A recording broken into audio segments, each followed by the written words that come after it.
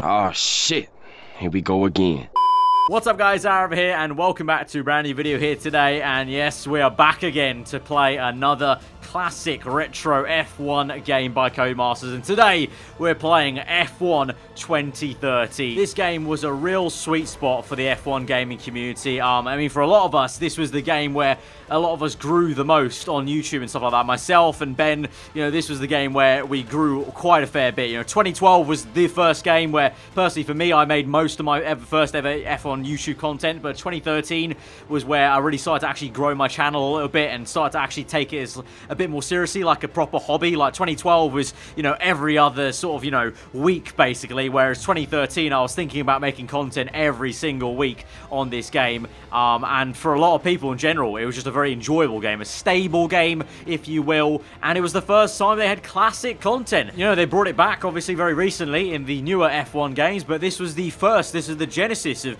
bringing classic content into the F1 games. And it also, in my opinion, this year of F1 had some very good looking cars. All around, all the cars, no stupid step noses. You know, this was the last, you know, high and mighty nosed F1 cars, and the kind of last time we had F1 looking like this, essentially. And I always enjoyed the way the F1 cars looked in 2013. You know, the Red Bull, the Ferrari, really solid looking cars. The McLaren, I remember the T-Cam on the McLaren was so solid on this year's game. So let's get, oh my god. How fitting is this? We've got Pastor Maldonado's Williams car on the front. How, that's just meant to be, isn't it? Just meant to be. That's already a bad sign for the video. That's a bad omen. That's not a good thing, by the way. Right, we get going. We're in a wind tunnel. It's a bit of a different wind tunnel now. It's nice and jazzy, and my god.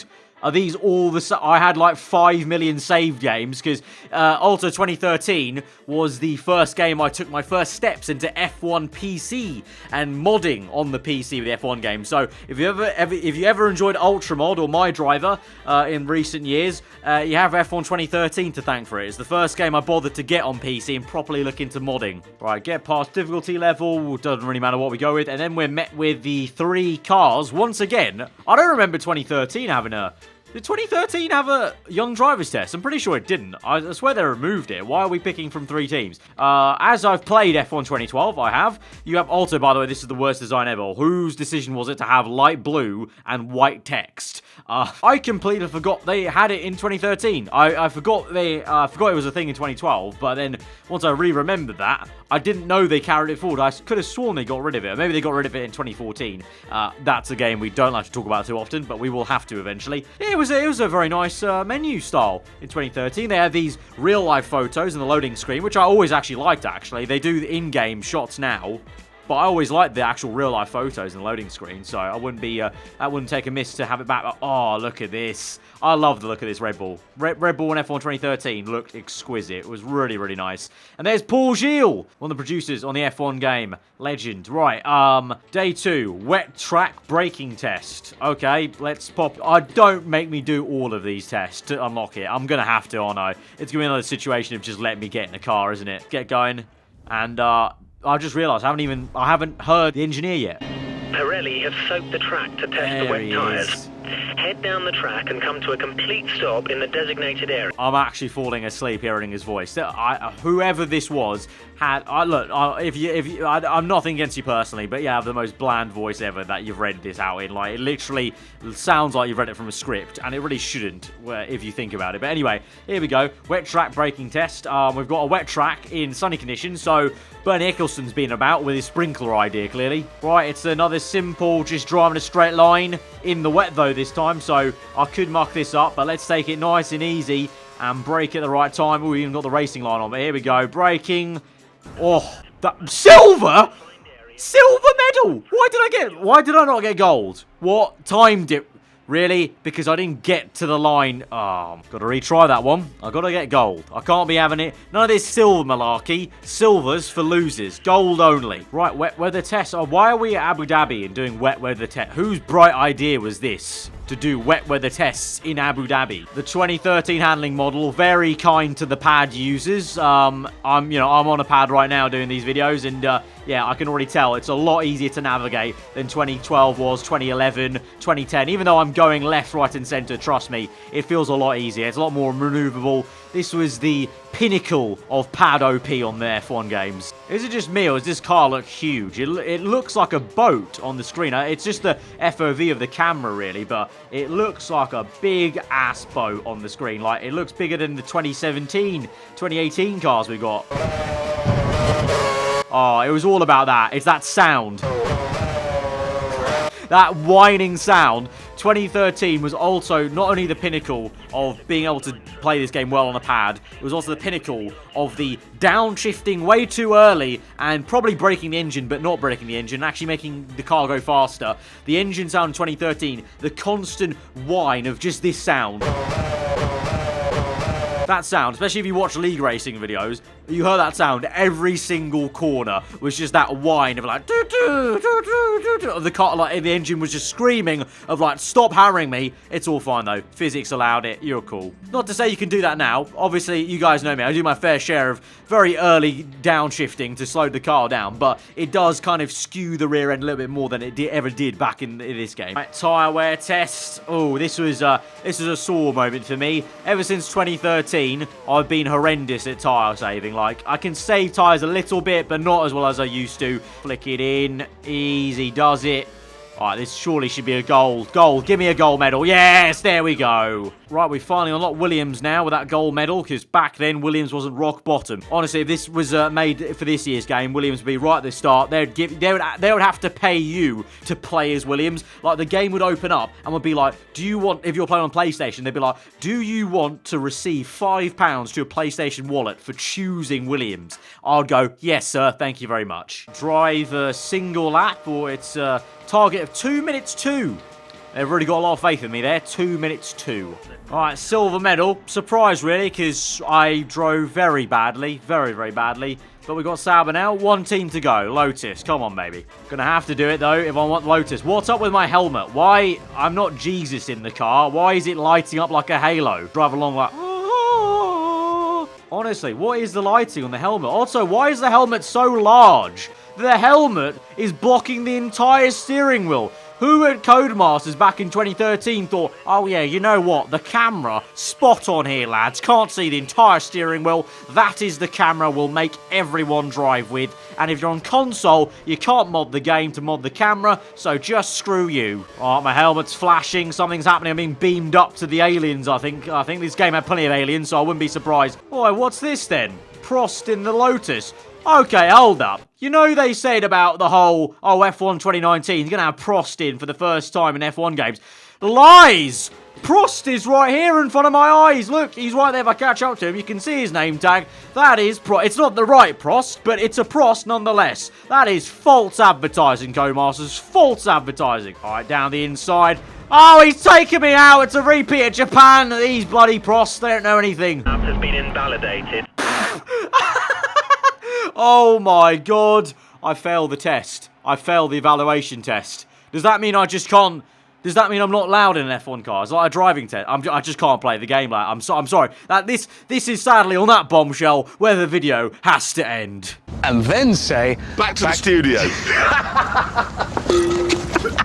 I think this was the helmet I first used in F1 2013. This like kind of like cosmic, cool asteroid shooting star universe helmet. I think that's the one I chose back in the day. But here we are then. The main menu, a lot better than 2012, I think. You know, the brightness, just the vibrancy is a lot better. So we had F1 Classics, Grand Prix, Career, Multiplayer, Proving Grounds like 2012 as well. This had scenario mode, actually, yeah. I didn't ever play it, but it's there. You can take part in a number of scenarios that recreate the on-track okay, Crofty. experiences Crofty. of a Formula Crofty, stop One talking, driver's Crofty. I don't career. care. Crofty. Let's take a look around. No, Crofty, Across stop. the top part Just of shut up, the Crofty! scenario. He's still talking.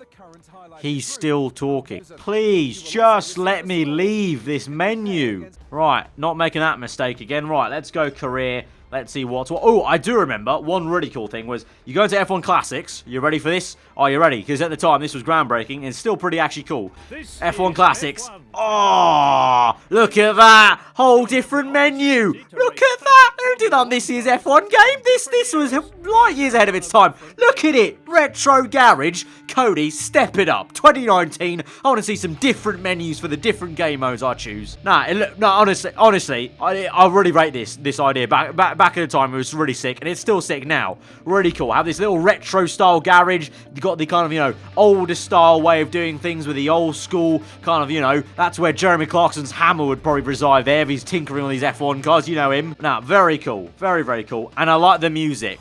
F1 2013. Yep, that banging tunes. Banging. Still to this day, I'm pretty sure you'll hear a lot of us YouTubers still use F1 2013 soundtrack music sometimes here and there because it's a banging soundtrack. Right, career, let's go. Nope, here we go. Why was career all the way to the right again? Like, pushed away to the side. It should be the main thing. Right, let's choose Toro. So, come on, let's relive these days. Right, about 5 years of my life lost of David Croft commentating about the menus. Yep, he's commentating about menus. We're here, and we're actually alongside Jean-Eric Verne. How fitting's that? Obviously, if you don't know, Jean-Eric Verne is actually one of the founders of Veloce Esports, which is the esports team I'm a part of as a content creator. So I'm teammates with, well, effectively almost kind of like my boss. I'm teammates with the big dog. Bean's back. We've not seen Sabine in ages, but she's still here knocking about in emails. I think she just lives in emails now. Andy Knight, the most boring engineer ever. Give us the race info for Melbourne. All clear. That's good to see. Right, what's it? Main hub is very much like 2012. We can look ahead to when upgrades are coming. Duel in the Formula 1 calendars and whatnot. News, obviously. Impending news. Oh, come on. Isn't that the same news article from 20... I'm pretty sure if I just pull up the last video I did, isn't that the same thing? Come on now. I know they weren't expecting anyone to remember year to year, but it pretty much shows when you play the two games back to back 1 week after another. That's a little bit poor. Right, getting into it then, let's go. The Australian Grand Prix, round one. I'm pretty sure you guys are sick and tired of seeing Australia, but we have to do it. We have to go through this. The thing about me, I've got to somehow go through these sessions and actually do it. Although again, what's with the sparkly light? Like, what was the light? Why was that there? Like, replay that. Why is that sparkling so much? Like, is the hand of God coming down on the circuit at every point in time? Right, we set a lap time. It was pretty okay, actually, but we came last place because I cut the corner. Surprise, shocker. Right, let's go to the track then. Let's get this race over and done with, because I won't be finishing it because, like I said, we've done Australia too many times. Let's go to a different circuit for most of the video. All right, I'll concentrate on keeping it clean. Not as we go to 5 red lights, and we are underway. And hey presto, just like that, Bob's your uncle. We're here at the Chinese GP 2 rounds later. I had to wade through a lot of disappointing cutscenes. I just don't know, Terry. I don't know. What am I going to tell the wife and kids after? They can't be proud of me. What was that? I just came in last place. I can't explain it, mate. Dave, calm down. We're not at the pub. We're going to get a point, and we're going to let this all blow over. I don't know what that accent was either. We're here now, and we're going to try and send one to the inside of the 2 Caterhams. Their Caterhams used to be, well, I mean, it was the Saubers and the Caterhams used to be my envy back in the day when we did Survive episodes.